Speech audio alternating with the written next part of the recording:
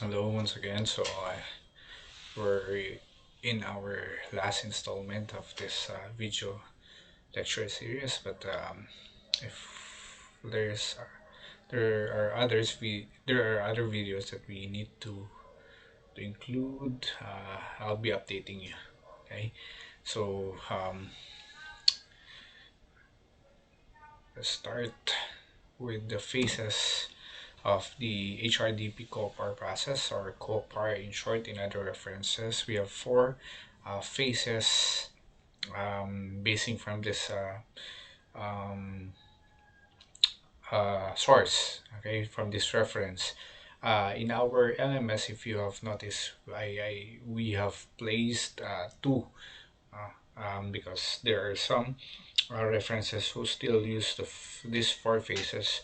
There are some references who use the six phase um, copper process, in which they have divided the I think one of the phases, then split into two or three phases and made it into six phases. But for this video, I'll be presenting the four phase copar, and I'll be making one maybe for the six phase copar, just to have the difference between the two.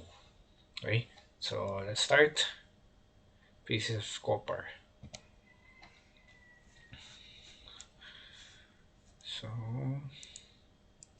okay, for the preemptive phase, the first phase, this is a preparatory phase, the phase in which the team, the community organizers, prepare or get ready for the implementation of COPAR into a specific community.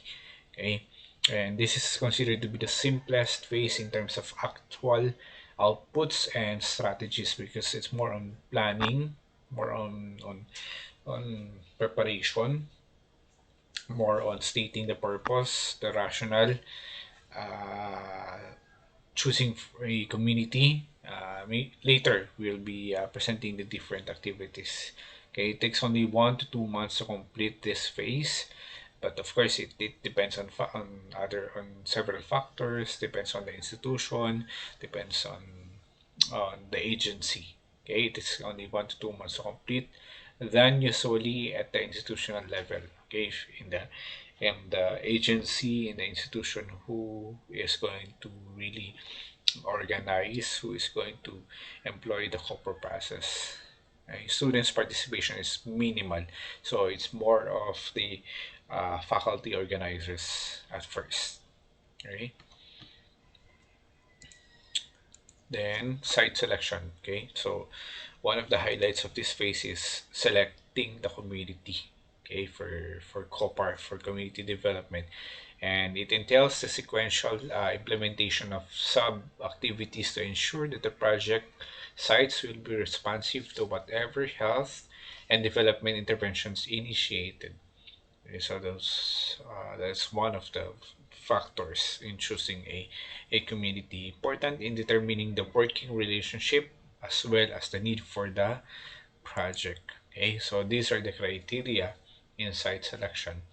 First, it should be a depressed or poor community, um, inaccessible or inadequate of health services, poor health status of the community in general, with no serious peace and order problem, no strong resistance from the community regarding the model utilized, and no similar agencies or programs currently in the community. So number one is, usually this is um, acronym, no? In other terms, with DDU, or the Depressed Deprived Community. Okay, that's one of the criteria. And when you say inaccessible or inadequate to or from or of health services, they should be usually far, no? Yun nga po, inaccessible sila. Um, it doesn't mean that they don't have midwives or health workers, okay? But the word there is inaccessible and inadequate. Yeah. And in general, they have poor health status. Usually, how would they know these things, especially the health status, is the organizers perform or do needs analysis. Okay, needs analysis with no serious peace and order problem, and no strong resistance from the community. Okay, because just like your FNCP, which you have encountered when you were in second year, acceptance is very important.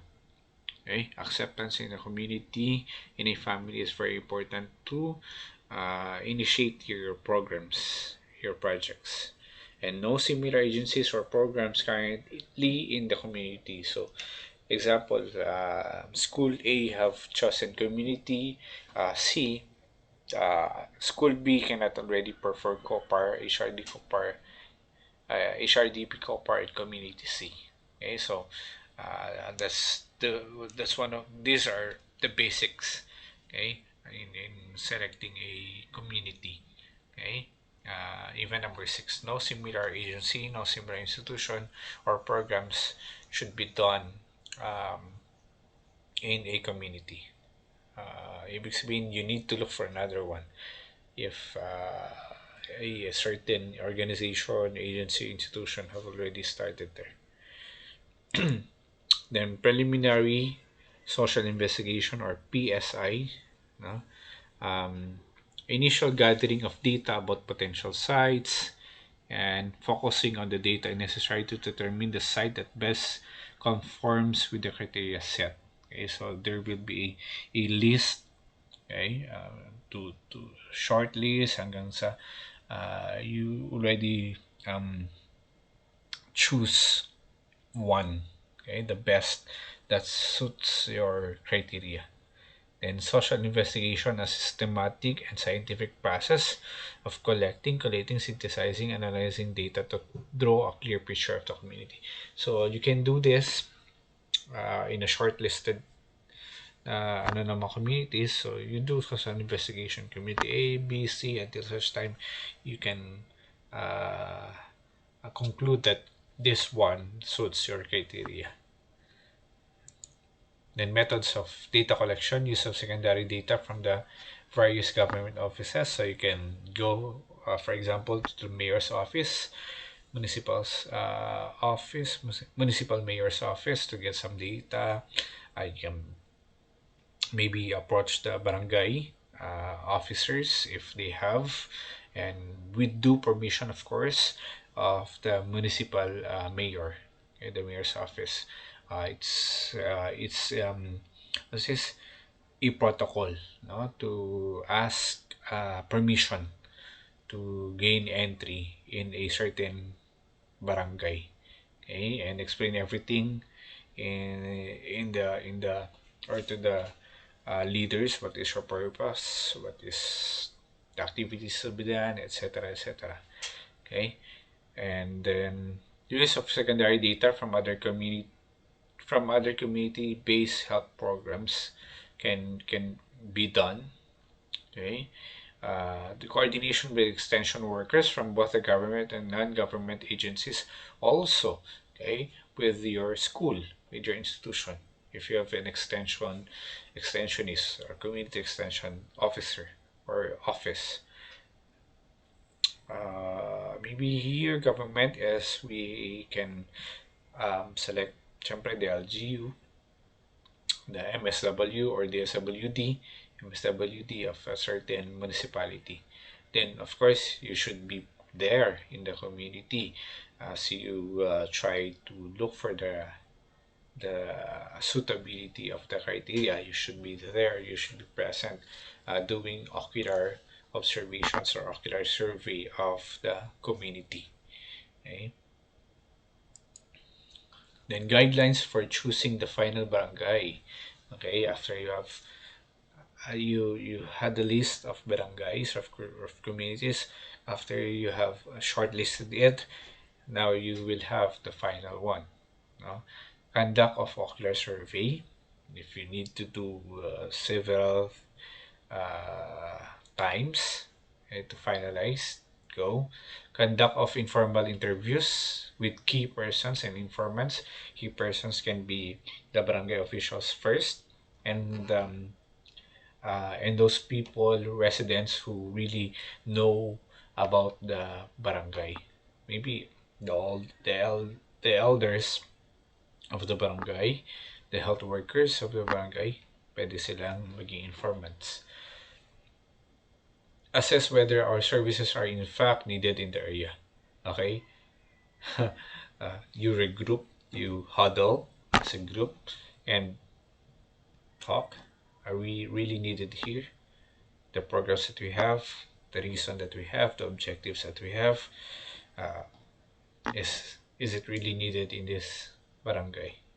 Okay? Then validate the secondary collected data. Okay?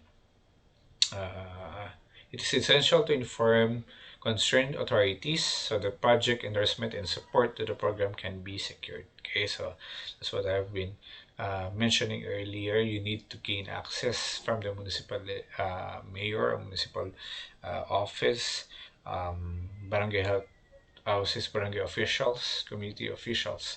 So it's a protocol, okay, SOP.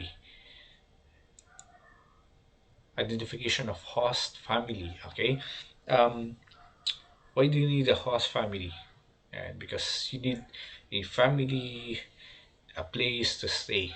Okay, as your staff house. Okay, when you decide to immerse, you need a place to stay. You need a host to stay with. Okay, um, community work becomes more effective if we live in the area. Okay, as I have mentioned earlier, that's one way of immersion, that's one way of integration, that's one way of establishing rapport, that's one way of implementing the COPAR process activities effectively, and ensure round-the-clock integration and experiencing the community. It's like what I have shared during our time. We slept in the community for several days, and that's ensuring round-the-clock integration, immersion in the community, experience the community life, okay? How they fetch water, how they cook, um, what time do they maybe rise in the morning, sleep at night, the simplicity, okay, of life in the community. Okay, that's how you're going to live, just like what we always say, live like the locals. Yes, it's enjoy um, staying in the community in a group with your class and some faculty. Uh, you cook food, you clean the house, you fetch water, you go to the market. So there will be committees, there will be appointments of these groups in the faculty and with the students. Criteria in choosing your host family. So the house and the house where the family stays should be strategically located in barangay. Choose one maybe at the centermost of the community. Should belong to the majority of the group in the community, which means he or she belongs or the family belongs to the poor sectors of the community. Should be respected by both the formal and informal leaders. Should have a house where neighbors, especially the poor, are welcome. Because since you're there for a long time, if there are problems as simple as health concerns, they can just visit you, seek for consultation, seek for help, or if you want to have a meeting with the family, you can set it in your staff house.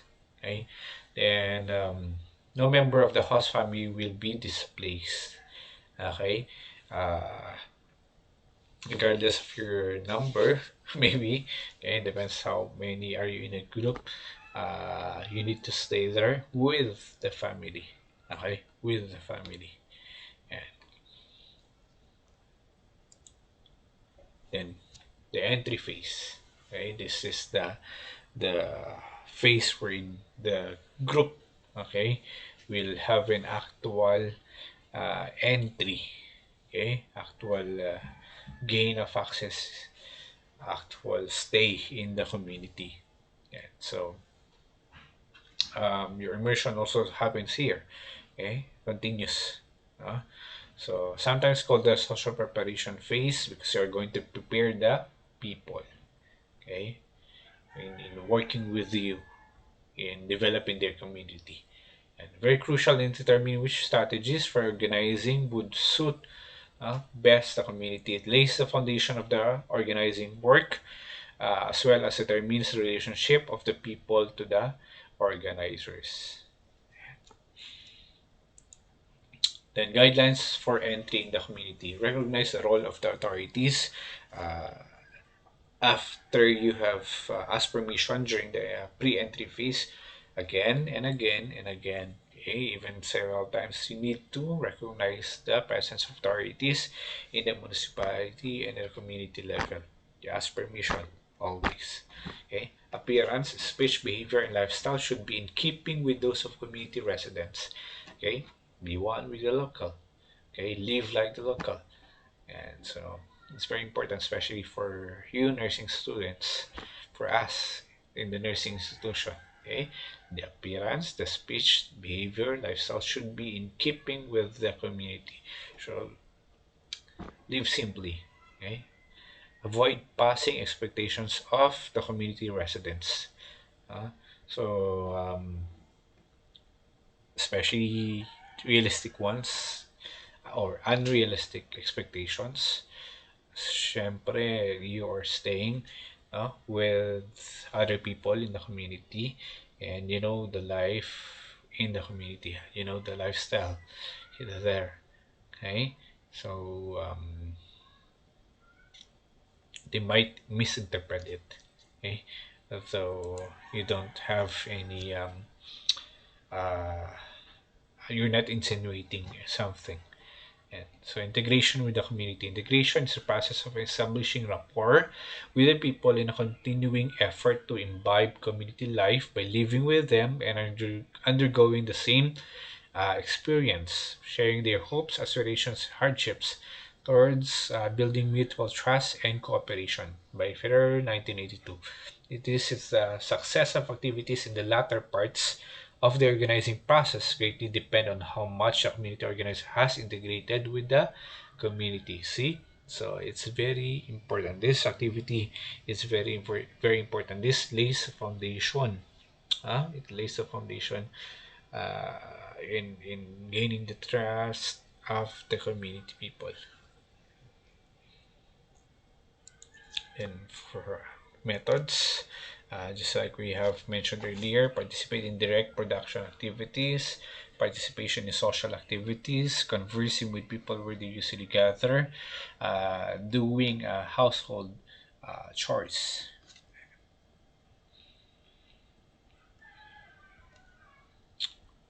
Okay, and part of your activities in the entry phase is to identify potential leaders or core group formation.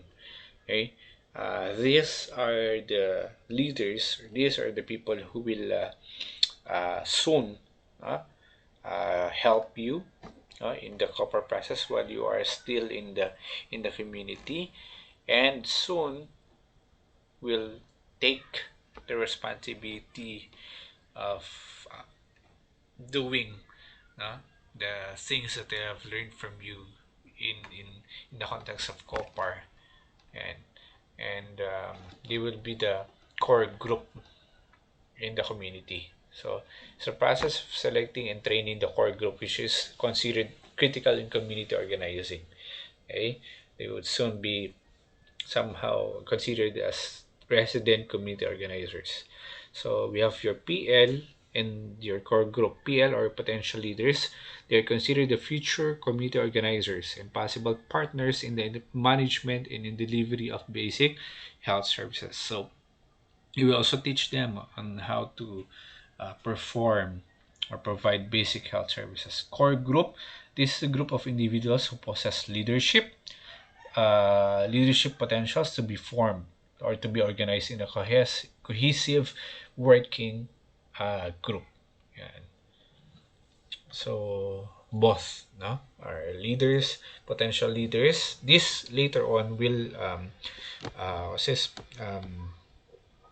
After series of trainings, seminars, maybe education, knowledge gaining, is they will form the core group.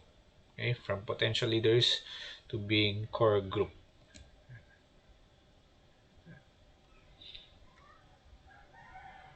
And then organization building phase begins when the community starts to study their own problems.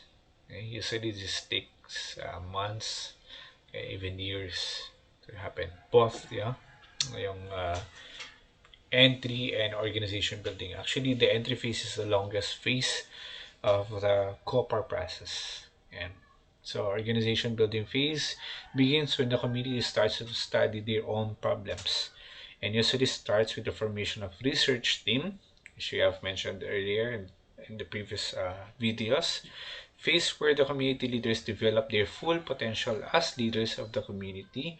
So it's from the previous slide, from a potential leader to a core group member to an organization member.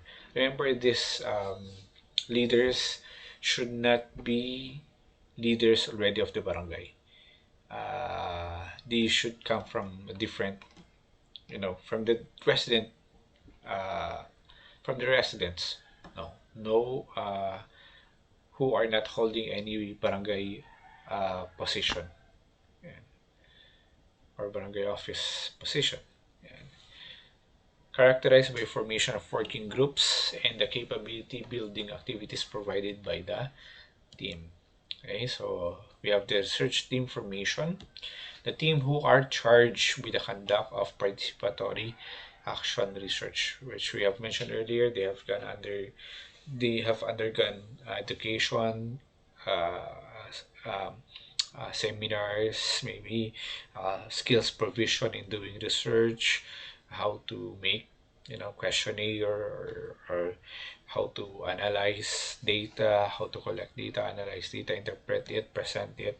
So it's a very important group of people. The first working group that is formed in the formal organization that is being formed in the community. It is initiated by the core group, and when the community people starts verbalizing about the need to look deeper into the problems of the community, the research team group will come into play. Okay, so there's a core group, then there's a committee for research, and they will take the initiative.